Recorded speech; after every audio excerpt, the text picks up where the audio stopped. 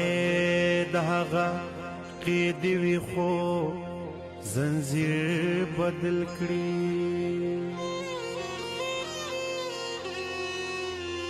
باچا دې نه بدلوي مونږ له دې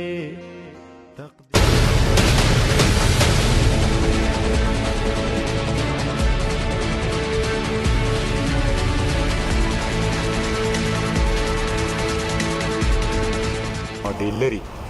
تر اوسه پورې موږ دا ونه لیدل چې یاره هغه ډیلر ته ورسېدل او هغه ډیلر چې دی هغه بې نقابه شو نو دوی څه انکشافات د دوی نه شوي یا په انټاروګیشن کې پاتې کېږي سهیل بچا صاحب تاسو ډېر ښه کوېسچن وکړو دا کم کسان چې راوړي به طور ذریعه او به طور کرایهدار استعمالیږي دا چې راوړي دا د ایجنسۍ نه راځي خیبر ایجنسۍ نه راځي چې څوک هم چا راوړل کېږي هغه ډیلر مونږ اول نیسو او کله څه تفتیشي تقاضو د پوره کولو په بنیاد باندې لږ تاخیر پکې وشي نو به کېږي خو موږ یې نیسو خامخا یعنې ملزم دی د هغه سره خبرې کوو دا راته ووایه چې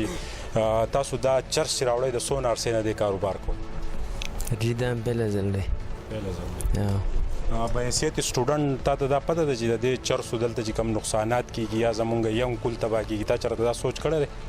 په مهارت باندې چې دی منشیات برآمد کوي څه وایې په دې موقع انشاءالله موږ به خپل بھرپور کوشش کوو چې داسې سړی زموږ نه ردنده نه شي او بیګانې کاروي چې دا ستاسو نه مخکې ده که دوی په خفیه خانو کې راوړی ده خو بیا موږ ته نیولی دی او میډیا تاسو ته مخامخ دی ها دا راته ووایه چې دا وخت په لنډاکي یا کړاکړ څونه چیک پوینټ دي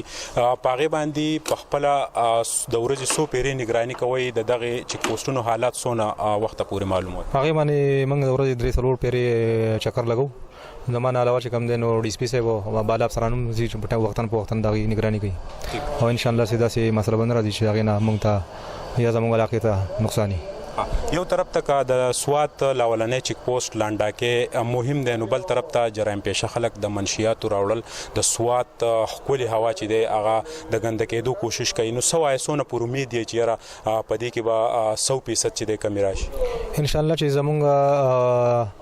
د مرګرو دا قسم چیکینګ رواني او د افسران بالا د هدایتو باندې رواني نو ډېر زر ده چې دې کې به ډېر کمې راشي